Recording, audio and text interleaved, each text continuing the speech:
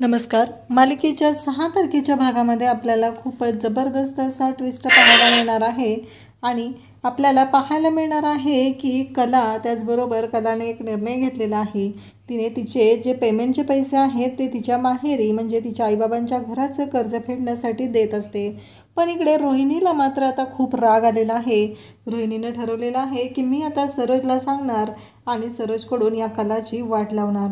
कारण काहीही करून रोहिणीला असं वाटत असतं की या घरातलं वातावरण अशांत राहिलं पाहिजे आणि जे सरोज आहे, सरोजचा मुलगा, सरोजची सून हे आनंदात कधीच राहिले नाही पाहिजेत.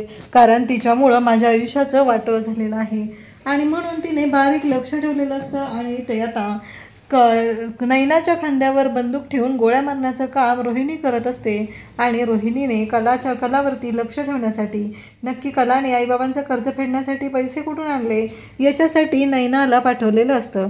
मग नैना कलाकडे येते आणि कलाला विचारू लागते की कला, अगं बाबांच्या घराच्या कर्जाचं काय करायचं ठरवलेस? तेव्हा कला म्हणते, मला वाटलंच होतं नैनाताई, तू काही बोललेलं नाही आहेस, पण तुला पण त्या घराबद्दल तेवढंच वाटतं ना गं? आपल्या सर्वांच्या आठवणी त्या घरामध्ये आहेत ना.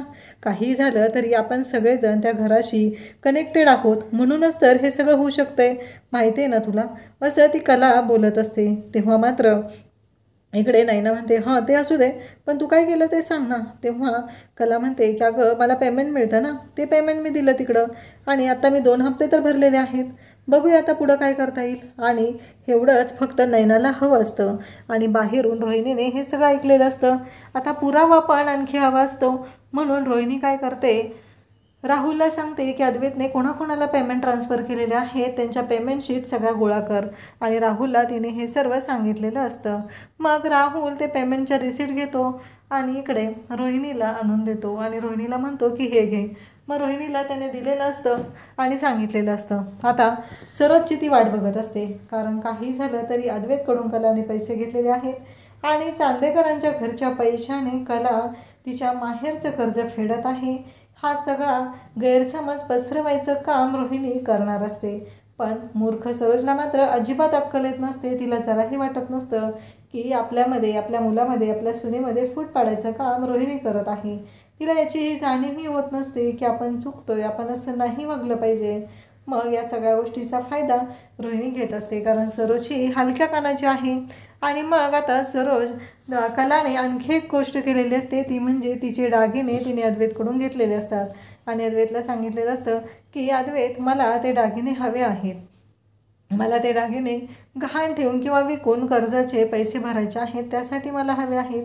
आणि अद्वैत पण या गोष्टीसाठी तयार झालेला असतो.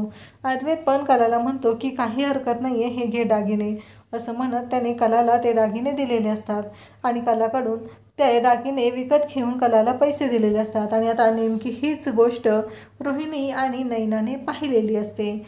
मग त्यांना खूपच राग येऊ लागलेला असतो. त्यांना वाटत असतं की हे सगळं आपल्या विरोधात होतंय, आपण काहीतरी केलं पाहिजे. आणि इकडे नैनाला मूर्खात काढायचं काम मात्र रोहिणी करत असते. नैनाला या गोष्टीची जराशी जाणीव नसते की आपल्यानंतर आपल्या आईबाबांचं काय होणार आहे. एकतर आपण ती जबाबदारी घेत नाही घरातले मोठे असून, पण कला घेते तर तिला पण आपण ती जबाबदारी घेऊ देत नाही. या कुठल्याच गोष्टीबद्दल तिला जरासंही काही वाटलेलं नसतं आणि ती मात्र मूर्खासारखं वागत असते, बोलत असते. आणि आता सर्वांच्या समोर कलाही तिच्या माहेरी पैसे देते ही गोष्ट रोहिणीने सरोजला सांगितलेली असते आणि तिला फक्त घरातला तमाशा बघायचा असतो, त्यासाठीच रोहिणी हे सर्व करत असते. आणि मग कलाला म्हणते की काहीही झालं तरी आत्ता मला कळलंच पाहिजे की नक्की तुझ्या डोक्यात काय आहे आणि आम्हाला कळलंच पाहिजे, असं म्हणत तिने इकडे सरोजला सांगते. सरोज म्हणते की अगं ए पोरी, तुला कळतंय का तू काय करतेस? मला सांग, चांदेकरांच्या घरचे पैसे तू तुझ्या आईवडिलांना का देतेस? तेव्हा कला म्हणते की मी माझं पेमेंट त्यांना देत आहे. तर इकडे सरोजचं म्हणणं असतं, काही झालं तरी ते चांदेकरांचेच पैसे आहेत ना, म्हणजे तू चांदेकरांचेच पैसे तुझ्या घरी देत आहेस. त्यावरती कला म्हणते की सरोज मॅडम, तुम्ही चुकताय, मी चांदेकरांचे पैसे देत नाही आहेत आणि आत्ता मी तुम्हाला वचन देते, तुम्हाला जर असं वाटत असेल की मी हे पैसेही तिकडे देऊ नये तर ठीक आहे, मला मान्य आहे तुमची गोष्ट, पण एक गोष्ट लक्षात ठेवा, मी त्या घरची मुलगी आहे.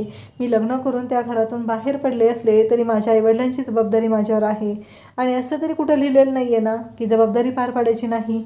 त्यामुळं तुम्ही काळजीच करू नका, कारण माझ्या आईबाबांच्या घरी तुमच्या घरचा 1ही रुपया जाणार नाही याचे वचन मी तुम्हाला देत आहे. आणि कलाच्या डोळ्यात पाण्याच्या धारा वाहू लागलेल्या असतात. अशाच अपडेटसाठी चॅनलला सबस्क्राईब करा.